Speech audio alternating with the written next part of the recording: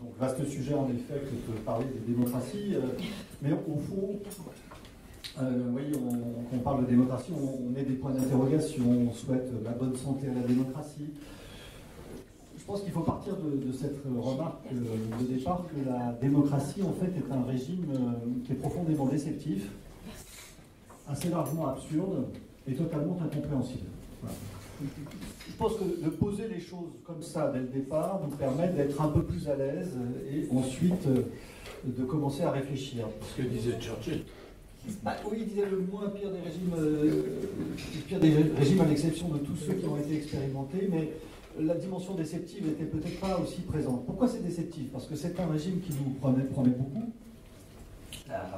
Pour la France, la liberté, l'égalité, la fraternité, peut-être même le bonheur. Soyons clairs, on ne sera jamais totalement libre, jamais parfaitement fraternel et jamais totalement égaux. Le bonheur étant voué à rester une idée neuve en Europe pour très longtemps. C'est un régime donc déceptif, c'est un régime assez largement absurde dans la mesure où il pose une sorte de bizarrerie. J'aime bien utiliser cette métaphore, ou cette allégorie, devrais-je dire, de la démocratie, qui est les aventures des barons du Munchausen. Vous savez, ce baron légendaire germanique, à qui il arrive toute une série d'aventures extraordinaires. Et ce baron, un jour, se trouve dans une forêt, face à un vaste étang, qu'il décide de franchir avec son cheval. Donc il donne beaucoup d'élan à son cheval. Il saute, mais n'arrive pas de l'autre côté, et tombe en plein milieu de l'étang, et s'enfonce inexorablement dans l'eau, jusqu'à ce qu'il ait une idée géniale, que vous connaissez, il se prend par les cheveux et il se sort lui-même de l'étang. Ça n'a évidemment aucun sens, c'est absurde, c'est exactement la démocratie. Comment un peuple décide de se sortir lui-même du bourbier dans lequel il s'est installé, décide d'inventer des lois, d'inventer des formes d'autorité et d'y obéir? Alors, on dira plus ou moins, mais en fait, quand on y réfléchit, pas mal. Pas mal. En fait, face à ce régime absurde, le vrai mystère n'est pas tellement qu'il fonctionne mal, mais qu'il fonctionne un peu. Obéir à des lois qu'on se donne, obéir à des chefs qu'on se donne, plus ou moins, je vous l'accorde. Mais y obéir quand même, au fond, témoigne d'une sorte de miracle. Comment ce régime fonctionne, et ce régime marche au regard d'un critère que l'on peut prendre si on admet que la question clé de la philosophie politique, ou de la politique en général depuis son origine, c'est comment vivre ensemble sans s'entretuer. Et bien, au fond, la démocratie ne marche pas si mal. Au regard de l'histoire de l'humanité, on s'entretue plutôt moins en démocratie que dans tous les autres régimes de l'histoire. Ayons en tête ce miracle démocratique, même si, encore une fois, nous sommes toujours déçus par ces résultats. Régime décevant, régime absurde et régime par ailleurs incompréhensible. La plus belle définition de la démocratie qu'on a, c'est celle de Lincoln, Abraham Lincoln, 1863, commémoration de la bataille de Gettysburg.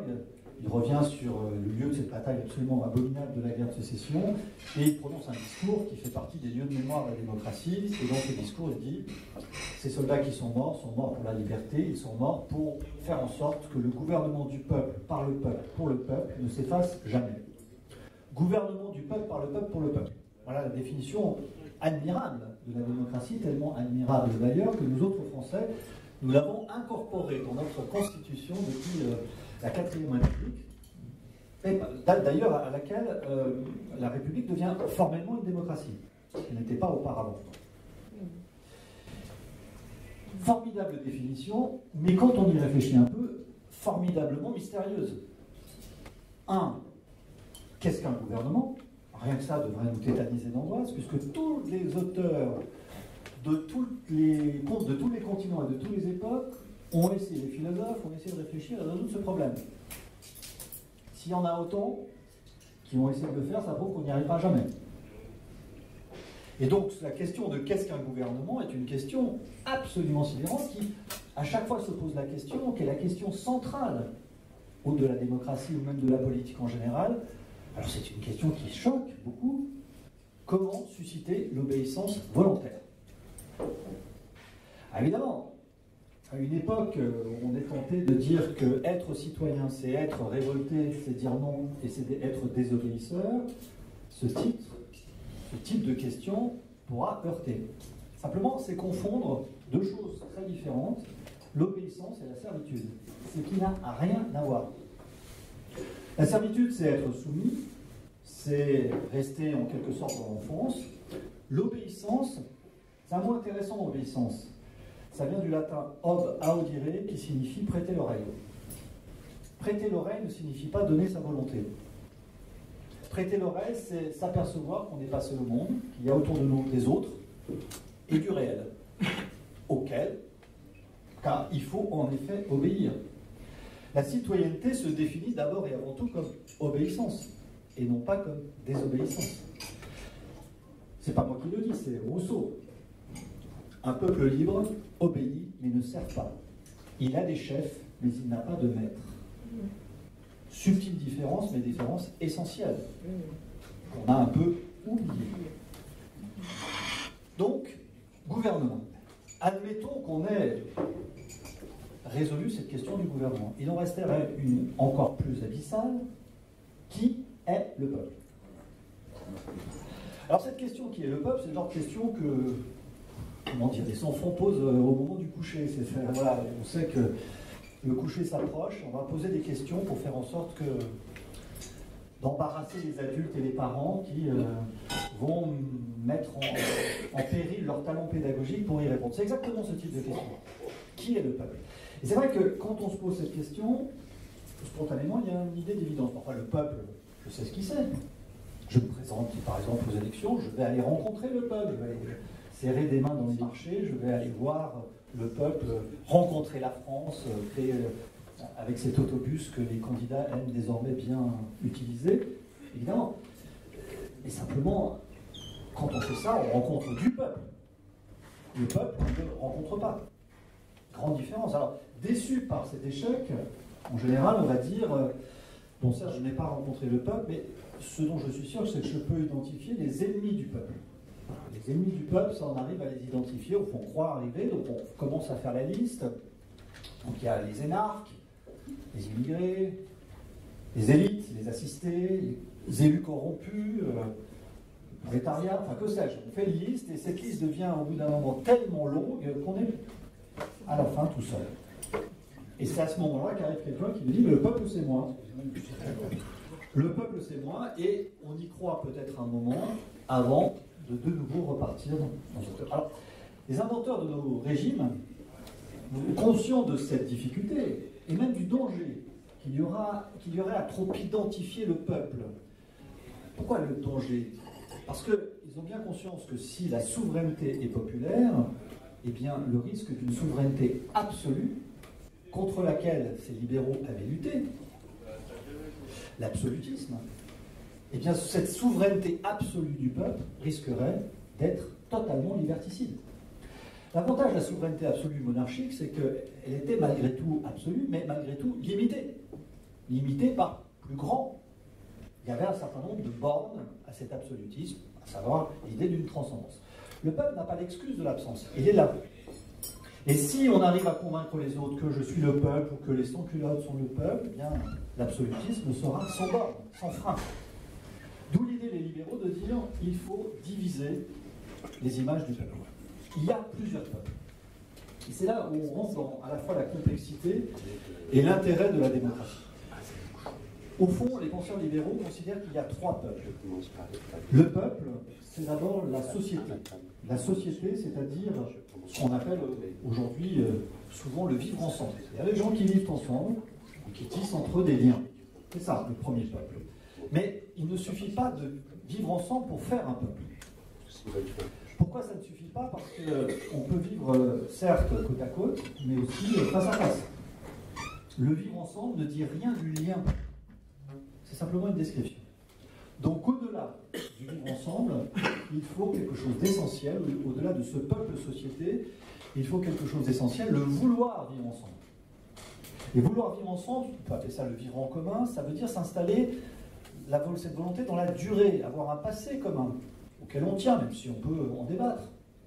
Avoir un présent commun, c'est-à-dire des règles du jeu. et avoir un avenir commun, c'est-à-dire des projets. Eh bien, ce qui assure cette pérennité du vivre ensemble, cette pérennité de la vie commune, c'est ce qu'on peut appeler le peuple-État. Le peuple-État, c'est ça, c'est ce qui dure, c'est cette volonté qui s'inscrit dans la durée.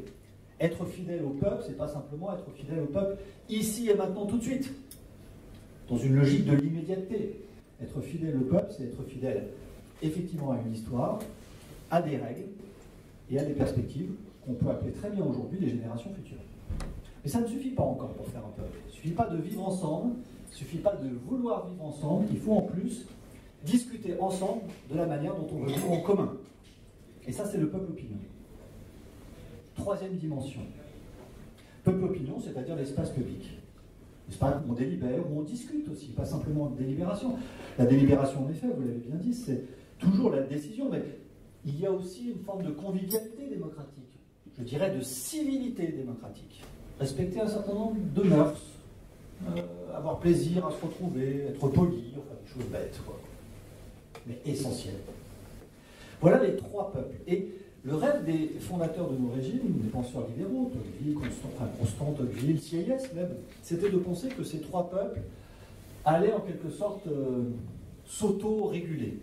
S'auto-réguler, qu'il y aurait, chaque fois qu'il y a une tentative de l'homme de prendre le pas sur les autres, eh bien, les autres seraient là pour limiter. On pourrait limiter le peuple société par le peuple opinion, par le peuple État par le peuple opinion. C'est pas exactement ce qui s'est passé. En fait, ce qui s'est passé, c'est que ces trois peuples ont à chaque fois une sorte de volonté de dévorer les deux autres. Et c'est ça les pathologies de notre époque contemporaine. Les pathologies de la démocratie, c'est au fond à chaque fois une sorte de volonté d'un peuple de manger les deux autres. Par exemple, prenons l'État, c'est le plus connu. Il a envie de manger l'espace public pour faire en sorte que l'espace public lui obéisse. Ça s'appelle la propagande. Mais il peut être aussi extrêmement tenté de réguler toutes nos vies privées, toute la société. Ça s'appelle la bureaucratie. Et quand ça marche, ça s'appelle le totalitarisme. Prenons le peuple société. Lui aussi, il a envie de dévorer l'espace public pour faire en sorte que l'espace public devient un lieu de tant de cerveaux disponibles pour vendre des produits, ou un lieu de divertissement. Point. Mais pas de débat. Il peut avoir aussi tenté de faire en sorte que l'État devienne simplement une sorte de réceptacle des intérêts privés, ou de réceptacle des émotions individuelles, ce qu'on appelle la politique compassionnelle. L'idée que la fonction du politique, ce soit simplement de pleurer, par exemple, quand des choses tristes arrivent. Et puis, plus surprenant, ça c'était pas prévu au départ, le peuple opinion, lui aussi, peut avoir envie de dévorer les autres. Il peut dévorer notre vie intime avec notre complicité, puisqu'il absorbe toutes les données personnelles qu'on lui donne très volontiers. Ça s'appelle d'ailleurs des données. On les donne. Et puis il peut dévorer l'État, avec cette chose bizarre qui est devenue un idéal, et c'est très troublant, qu'on appelle aujourd'hui la transparence. Transparence. Il faut que l'État soit transparent. C'est très troublant, hein, parce que à aucun moment de notre vie individuelle, quelqu'un qui nous dirait je te trouve très transparent, on prendrait ça comme une vertu. Mais pour l'État, c'est très bien. C'est bizarre. Je voudrais juste prendre une petite anecdote pour montrer le danger de cette idéologie de la transparence, qu'on doit bien distinguer de la publicité. La publicité, c'est essentiel, c'est l'espace public, c'est de rendre public les choses. La transparence, il n'y a aucun secret. La publicité, c'est l'idéal des lumières. Or, comme on sait, quand il y a des lumières, il y a de l'ombre. Dans la transparence, il n'y a pas d'ombre, il n'y a pas de lumière. Tout est évident pour tous. Et c'est très périlleux. Je donne une petite anecdote qui m'a fait prendre conscience de ça. C'était lors d'un voyage à Taïwan, pour les nuits de la philosophie, au lieu du soft power français. Et donc, à cette occasion, à Taïwan, j'ai rencontré la ministre Audrey Tang du numérique, qui en fait, un peu embarrassée sur le... C'est une personne qui a changé de sexe. Quand elle est devenue ministre, quand il est devenu ministre, elle est devenue une ministre. Voilà. Cette personne est à l'origine un geek, c'est-à-dire un hacker, qui a beaucoup contribué à la révolution démocratique taïwanaise. Elle avait mis en ligne toutes les données de l'État taïwanais quand Taïwan était encore une démocrature, enfin même plutôt une dictature, on va dire. Et par ailleurs, au moment de la Révolution, quand les étudiants ont occupé le Parlement taïwanais, elle a couvert le Parlement de caméras pour empêcher la police d'entrer, violenter les étudiants. Toutes ces caméras retransmettaient en direct. Et donc je discutais avec elle, et je lui dis, mais vous êtes vraiment l'incarnation même de l'anarchiste, enfin de hacker. Qu'est-ce que ça vous fait de devenir ministre? Elle me dit, mais je suis devenu conservateur. Je suis devenu conservateur, pourquoi? Parce que tout ce que j'ai fait, mettre en ligne les données de l'État, couvrir les caméras, toute cette opération de transparence était indispensable pour conquérir la démocratie. Mais une fois que la démocratie est là, si je refais ça, qui va en profiter? Le petit voisin, le gros voisin, la Chine, qui va profiter de cette transparence pour nous dévaster. Donc la transparence ou la publicité, c'est très bien quand on veut conquérir la démocratie. Mais une fois que la démocratie est là, cette transparence l'affaiblit définitivement. Et on voit, de ce point de vue-là, qu'il est aujourd'hui très facile de déstabiliser les démocraties. On le voit au moment des élections. C'est écrit d'ailleurs dans les manuels de stratégie russes ou chinois, noir sur blanc. Alex Stamos, qui était le directeur de la sécurité de Facebook, a écrit après l'élection a démissionné après l'élection de Trump en disant que le but des ennemis de la démocratie n'était pas tellement de faire gagner tel ou tel candidat, parce que ça, personne ne sait faire. Le but de la démocratie, des adversaires de la démocratie, c'est de faire en sorte que les citoyens des démocraties n'aient plus confiance dans leur système électoral. Et ça, c'est très facile à faire. C'est d'ailleurs ce qui est arrivé aux États-Unis. Ça ne coûte rien. Ça coûte rien. Ce sont des armes de déstabilisation massive qui affaiblissent la démocratie par son trésor, à savoir l'espace public ouvert. Voilà ce à quoi nous mène la transparence. Et il faut en effet être aujourd'hui, dans un espace public numérique, extrêmement vigilant sur ces questions. Vous voyez en quel sens les trois peuples, eh bien ces trois peuples ont du mal à coexister ensemble. Et on pourrait décrire toutes les pathologies qui nous arrivent dans la démocratie dans le fait que ces trois peuples frottent. C'est pour ça que je propose un quatrième peuple. Alors vous allez dire que ça commence à devenir compliqué. Oui, parce que la démocratie est un régime compliqué. Si vous voulez quelque chose de simple, je vous recommande la dictature. Voilà, ça c'est très simple, c'est très facile. Mais dès lors qu'on veut un régime un peu plus compliqué, effectivement, ça suppose d'aller un peu plus loin. Et ce quatrième peuple, alors c'est pas un visage, c'est pas un ensemble d'individus, c'est de considérer, ça suppose un petit effort de changement de regard, de considérer qu'au fond, la démocratie, c'est moins un visage, c'est moins des mains, c'est moins des personnes, qu'une méthode. Une méthode de décision collective. Et que la démocratie, c'est ça le quatrième peuple, c'est la règle du jeu qui permet à ces trois peuples de coexister. Alors, c'est quoi la méthode? C'est très concret. La méthode, c'est 4 moments. Pour qu'il y ait un peuple de la démocratie, il faut des élections, des délibérations, des décisions, très important, ce qu'on oublie, hein, il a raison, et de la reddition de comptes. 4 moments. Élection, délibération, décision, reddition de comptes. S'il en manque qu'un, vous sortez du cadre démocratique. Il n'y a plus de peuple. Prenons la Russie. Il y a des élections. Un peu prévisible, je vous le conseille. Il y a un espace public. Un peu périlleux. Je vous l'accorde. Il y a des décisions qui sont prises. Clairement, on est envahi par la Russie, l'Ukraine, on y va. Il n'y a pas de reddition de comptes. C'est toujours petit. Donc, ce n'est pas une démocratie. Il n'y a pas de peuple au sens strict du terme. Prenons la Chine.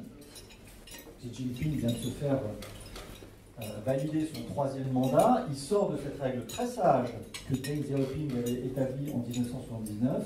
Un dirigeant chinois, c'est 10 ans maximum. 2 fois 5 ans.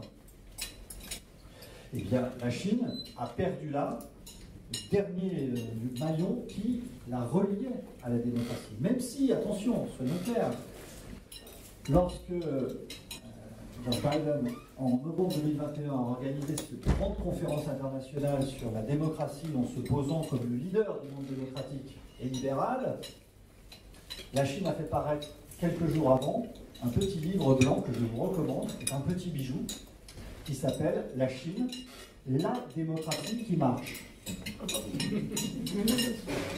Livre formidablement intelligent parce qu'il pointe les travers de la démocratie, son impuissance publique, son absence de, comme vous disiez, de décision, ses errements. Alors on voyait le côté aussi décadence, des mœurs, sur lesquels on peut un peu discuter. Mais voilà, c'est l'idée que la Chine se pose. Bon, il faut prendre quelques libertés avec les libertés, mais la Chine se pose en pivot de la démocratie. Ce qui m'amène d'ailleurs à une remarque, c'est que aujourd'hui, et je terminerai peut-être par là pour qu'on puisse discuter avec deux petites remarques supplémentaires. Aujourd'hui, dans le monde, tout le monde est démocrate. Tout le monde. Article 1 de la Constitution cohérente. Corée du Nord, article 1 de la Constitution, c'est la Corée d'une démocratie. Chine, article 1 de la Constitution. Tout le monde est démocrate. C'est intéressant, ça veut dire que la référence démocratique est acceptée de manière universelle. Personne ne dira « je me réfère à une autre source de légitimité ». Je concède, bien sûr, on peut beaucoup discuter, énormément discuter, mais vous prenez 200 ans en arrière, aucun pays n'était démocratique. Donc tout le monde est démocrate. Simplement, évidemment, tout le monde n'est pas démocrate de la même manière. Comment on peut organiser ce débat? C'est assez simple, en fait, quand on y réfléchit. Dans démocratie, il y a démos et kratos, gouvernement et peuple. Le système libéral dans lequel nous vivons, c'est un système où, pour réunir ces deux termes qui sont incompatibles, de démos et de kratos, ça ne va pas ensemble, hein, démos et kratos. Hein. C'est vrai que là où il y a du pouvoir, il n'y a pas de peuple, et là où il y a du peuple, en général, il n'y a pas trop de pouvoir. Donc la condition des libéraux pour faire en sorte que ça fonctionne, c'est pas trop de peuple et pas trop de pouvoir. Pas trop de peuple, c'est-à-dire théorie de la représentation, il n'y a pas d'exercice direct du pouvoir, mais par l'intermédiaire des représentants, et pas trop de pouvoir, théorie de la division des pouvoirs, ou de l'articulation des pouvoirs, Montesquieu, la force des choses, il faut par la logique des choses, le pouvoir arrête le pouvoir. Et c'est un équilibre instable. C'est ça qui fait l'incertitude de nos régimes démocratiques. C'est qu'à chaque fois, il faut trouver le bon équilibre entre le peuple et le pouvoir. Deux tentations inverses. Tentation de dire, nous voulons peu de pouvoir et beaucoup de peuple. C'est la démocratie radicale. Aujourd'hui vendue sous l'appellation démocratie participative. Beaucoup de peuple et pas de pouvoir. Partons du fait que le fond de la crise de la démocratie, c'est la crise de la représentation. Alors, on peut avoir beaucoup de réserves, on y reviendra peut-être dans le débat sur l'idée de démocratie participative, moi j'en ai des réserves considérables, je dirais pourquoi, mais c'est un modèle qui, aujourd'hui, consiste à dire que tout ce qui relève des instances du gouvernement doit être limité au maximum. Pour le dire clairement, en France, c'est Mélenchon. Voilà, c'est la position Mélenchon. Je serai élu président, mais je ne ferai rien. Je ne ferai rien, c'est-à-dire je donnerai le pouvoir aux assemblées, je proposerai un référendum révocatoire pour qu'on me dise qu'on n'est pas content. Voilà. C'est la position théorique de Mélenchon. Face à ça, logique exactement inverse. Il faut beaucoup de pouvoir et peu de peuple. C'est la logique de la démocratie illibérale. C'est-à-dire l'idée que le peuple sera bien représenté s'il y a un pouvoir fort, non pas incarné. Mais si on prend quelques libertés avec les libertés, c'est pas un problème. Pourvu que ce soit pour le bien du peuple. Ce modèle-là, pour la France, c'est le modèle du Rassemblement national. Et au niveau mondial, ce modèle-là est né historiquement à Singapour, Lee Kuan Yew, et c'est Singapour qui donne à la Chine son modèle de développement. Singapour qui influence Deng Xiaoping, c'est-à-dire l'idée d'un capitalisme communiste, social-démocrate. Les trois ensemble. Autoritaire. Ça fait beaucoup. Oui, alors autoritaire, ça dépend où, mais autoritaire sur les mœurs, autoritaire sur la direction de l'économie, tout en restant libéral et en étant attentif au marché, et un modèle qui est un modèle qui est voilà, qui vise le bonheur du peuple. Et alors pour le coup, Singapour est un bon exemple parce que là, il y a des élections qui ont lieu dans des conditions qui sont assez satisfaisantes sur le plan démocratique, et le même parti arrive au pouvoir depuis 1965 avec environ 65 à 75% de résultats. Simplement, Singapour, c'est un tout petit État. Riche. Et très riche. D'ailleurs, c'est très intéressant parce que du côté de la démocratie radicale, c'est un peu la même chose. Il y a des modèles qui sont alternatifs à la démocratie libérale, c'est, je dirais, la Californie, l'Islande et la Suisse. Donc vous avez les modèles où ça marche, les alternatives au libéralisme, il faut un sacré PIB. Hein. Enfin, très très fort PIB. Ailleurs, ça marche quand même. Vous avez une quatrième tentation, pour être tout à fait complet. Une quatrième tentation, c'est de dire, face à l'équilibre instable du libéralisme, nous voulons plus de pouvoir et plus de peuple. Alors évidemment, ça ne marche pas, mais ça, c'est exactement le populisme. Le populisme, c'est toujours plus de peuple et toujours plus de pouvoir. Contrairement à ce qu'on dit souvent, le populisme n'a rien à voir avec le fascisme, c'est pas du tout un retour du fascisme. Le fascisme était ultra-élitiste et révolutionnaire. Révolutionnaire conservateur, mais révolutionnaire. Le populisme, comme on voit en Italie notamment, est anti-élitiste, anti-élite, et plutôt conservateur. Donc, là, il faut faire très très attention sur les confusions qui existent entre fascisme. Le populisme, c'est quelque chose de neuf, c'est une hyper-démocratie. C'est un hyper-démocratique, le populisme, alors que le fascisme est clairement anti-démocratique. Mussolini, quand il se fait élire député, c'est pour... Il le dit comme ça. Il faut faire disparaître la démocratie. C'est son objectif. La démocratie n'a aucun intérêt. Ce n'est pas le discours, explicite en tout cas, des populistes, qui disent au contraire, il faut donner le pouvoir au peuple, qui l'incarne. Donc voilà le schéma global, ce schéma global qui fonctionne, si vous voulez, aussi bien de manière nationale, c'est quand même le résultat du premier tour, cette trilogie, et de manière internationale. Tout le monde est démocrate, mais pas de la même manière, et vous pouvez faire une cartographie de la situation de la démocratie contemporaine.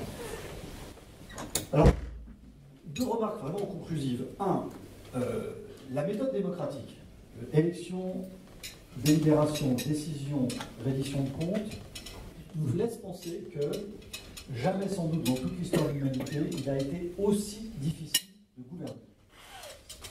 Parce qu'il faut que les élus, qu'on adore détester, il faut que ces élus maîtrisent 4 arts politiques, non seulement différents, mais potentiellement contradictoires. Gagner des élections, ça ne va pas forcément pas les mêmes qualités que l'exercice du pouvoir. Il faut de l'audace pour gagner les élections, il faut de la patience pour les délibérations. Vous voyez, sur les retraites, par exemple, il faut un peu écouter, un certain temps. Il faut le courage pour les décisions, parce qu'une décision politique, sa nature, c'est pas de choisir entre la bonne et la mauvaise décision, mais c'est de choisir entre la mauvaise et la pire. Ce qui fait qu'en démocratie, quoi que vous fassiez, si vous décidez, vous serez toujours avec à peu près 40%, 50% de personnes insatisfaites. Et comme les insatisfaits sont beaucoup plus bavards et beaucoup plus loquaces que les gens qui sont satisfaits, eh bien, quoi que vous fassiez, vous aurez une vive opposition à votre discours. Donc c'est difficile. Et puis, après, il faut une quatrième vertu, c'est l'humilité de la reddition de comptes. C'est-à-dire de se dire, voilà, je reviens devant les électeurs, c'est le seul régime qui invente la fin du pouvoir à échéance prévue. Et de ce point de vue-là, nous n'avons peut-être pas en démocratie encore bien envisagé, bien compris ce que signifie cette reddition des comptes. Mais, même si on avait une maîtrise virtuose de toute cette méthode, si on gérait bien cette méthode démocratique, il restera un problème. Le problème, c'est que avons-nous vraiment encore envie de vivre en démocratie? On peut en douter, hein, parce que imaginons un jeune qui arrive comme ça, qui sort du collège et qui entend les discours les plus fréquents sur la France qui est patriarcale, qui est raciste, qui est colonialiste, qui a détruit la planète. Je disais, mais j'entre dans une démocratie qui est quand même le cœur de tous les péchés du monde. Et donc ce discours sur la France, sur la démocratie en général, témoigne du fait que, après tout, est-ce qu'on ne pourrait pas envisager autre chose? Puisque c'est la cause manifeste de tous les malheurs du monde. Là-dessus, je crois que nous devons, en tant qu'adultes, peut-être essayer de corriger le tir. Et dire que cette démocratie, ce n'est pas ça. Ce n'est pas cette tragédie apportée au monde entier qu'il y a une puissance et une grandeur de la démocratie qu'il faut arriver à formuler. Et à formuler clairement. Quelle est la grandeur de la démocratie? La grandeur de la démocratie, c'est de considérer que les hommes sont grands, que les humains sont grands. Toutes les grandes civilisations ont été patriarcales, colonialistes, impérialistes, racistes, esclavagistes, toutes les grandes. Toutes. Oui, la démocratie l'a été aussi. Mais elle a été la seule à être aussi anti-patriarcale, permettant l'émancipation féminine, anticolonialiste, anti-impérialiste. C'est la seule qui, dans toute l'histoire de l'humanité, a aboli l'esclavage. La seule. C'est la seule, surtout, qui a considéré que tous les êtres humains étaient dignes, qu'ils étaient des adultes de plein exercice. Quand vous prenez à Rome, qui est majeur à Rome? Les hommes et les pères de famille. C'est-à-dire les pater familias, c'est si vous avez à 60 ans encore votre père, de 90, vous êtes mineur. La majorité est l'exception, la minorité est la norme. La démocratie est le seul régime dans toute l'histoire de l'humanité qui dit la majorité est la norme et la minorité est une exception accidentelle. Si c'est pas grand ça, c'est le régime des grandes personnes. Le discours et la promesse de la démocratie, c'est de dire tous les humains sont grands, tous les humains peuvent grandir, et puis le plus beau message, c'est nous pouvons grandir ensemble. Nous devons réinvestir, redire, répéter et être persuadés de cette grandeur démocratique, sinon, en effet, on passera probablement à autre chose. Je vous remercie.